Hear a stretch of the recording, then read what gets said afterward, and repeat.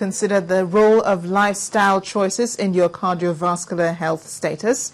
Cardiovascular diseases such as raised blood pressure and stroke, according to the World Health Organization, are major threats to public health and the #1 cause of death globally. On our Focus on Health tonight, our correspondent Yomi Otaigbe takes us through the road to a healthy heart.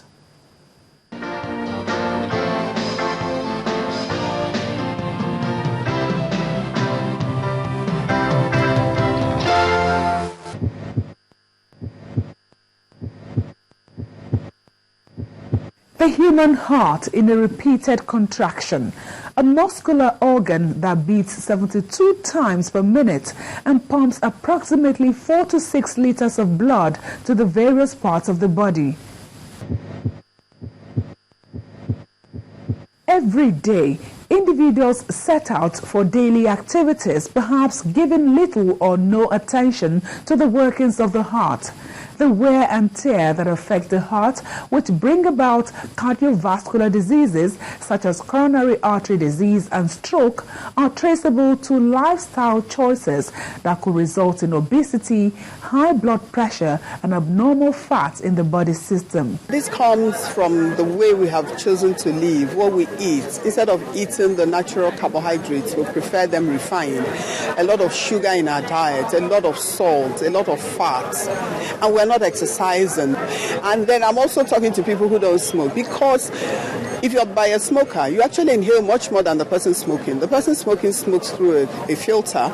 You are getting the side stream, not filtered. So you have as much risk as a person who is smoking. A lot of alcohol, we drink so much, the alcohol burns up your heart, burns up the liver, doesn't really add value to our lives. And then stress. It's actually been shown that stress is a risk factor for, heart disease. Everybody, yes, we need a bit of stress, to keep us moving, but we should learn how to manage, the stresses in our lives. Managing stress is not just for the adults, but also the children who share in the hustle and bustle of life, waking up as early and returning almost as late as their parents. More importantly, the new thinking in heart health is for parents and caregivers to lead the children on the road to a healthy heart. The cholesterol that layers our arteries actually starts early. By 10 years, it's already beginning to accumulate. If we train up children very well, if they learn to eat right, lose the salt in their food, less fat, a lot of vegetables, a lot of fruits, when they grow up into adults, they are more likely to continue on that line, and they would have a more healthy population.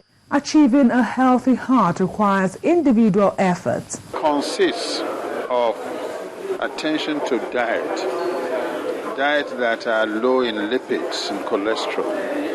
It consists of exercise. We're not asking you to play golf every day, but exercise is very important.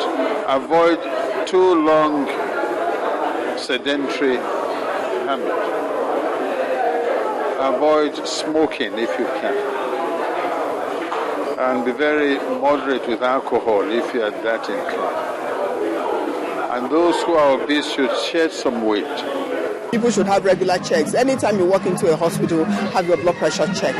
Every time you walk into a pharmacy, ask them to check your blood pressure. Annually, check your blood sugar, check your cholesterol. We hear all the stories, he was okay, he went to work and just suddenly slumped. He wasn't really okay. Blood pressure probably was up there in the skies, but because there were no symptoms, he didn't have any issues. But having said that, you find that some people, by the time the heart gets involved, you find that you walk a little distance and maybe there's a pain or heaviness, or tightness in your chest. You can't walk anymore, you have to rest, or you climb a flight of stairs, you're out of breath, you have to catch your breath before you finish, or at night you're no longer comfortable with a pillow. You need to pile pillows behind your head, or sometimes you wake up in the middle of the night, breathless. So if any of those start happening, you should see your doctor. Yomi Otaigbe reporting for Channels Television News.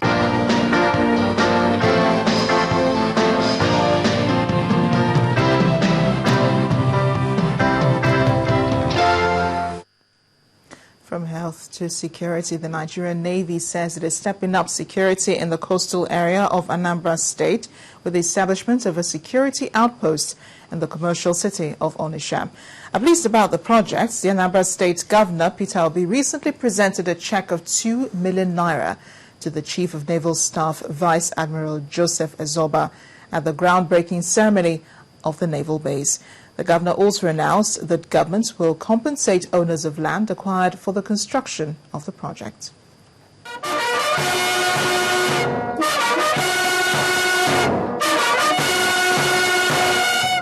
A guard of honor mounted by officers of the Nigerian Navy welcoming the Anambra State Governor, Mr. Peter Obi, to Odekbe in Ogbaru, a local government area of the state, for the groundbreaking ceremony of the Onitsha and Naval Base project.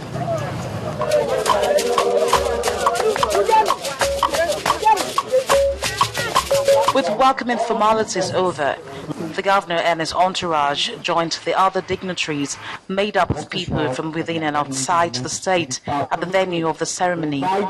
Here, the Chief of Naval Staff, Vice Admiral Dele Ezoba, commended the state government for the fiscal development of Anambra and concludes by saying the Navy appreciates the commitment of the government and will make the project count for good. The scope of economic activities in Anambra State, no doubt, is still expanding with the prospects of greater employment opportunities and improved economic fortunes for the state. I'm therefore delighted that the NN Outpost Onitsha will contribute to Anambra State's economic development by providing the requisite enabling environment that will further boost the flourishing trade and investment relationship between Anambra State and other states of the country, and of course the wider international community.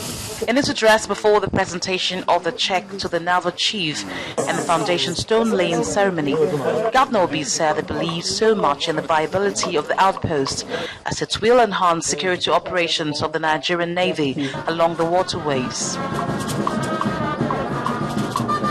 On behalf of the government and people of Anambra State, hereby present a check of 200 million naira to the Nigerian Navy as part of our contribution in building of the naval outpost in Onitsha. From there, the governor and other dignitaries were taken to the bank of the River Niger to see some display by the naval officers appointed to what is to come when the outpost is completed.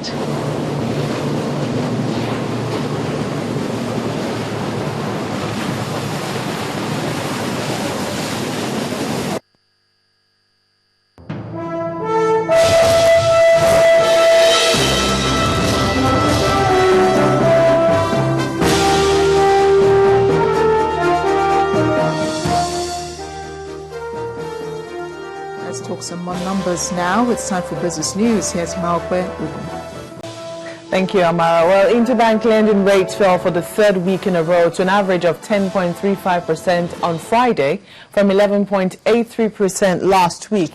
This follows the disbursal of August and September budgetary allocations to government agencies. About 316 billion naira in monthly budgetary allocations to state and local governments hit the market early in the week with additional cash flows from federal government agencies.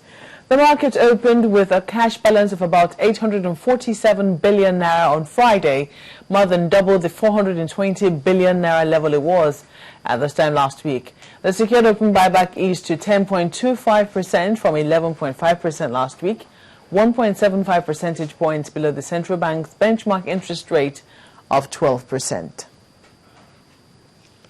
And investors at the Treasury market are expected to smile as bills in the market are going to be paid about 202 billion naira as the bills mature this week.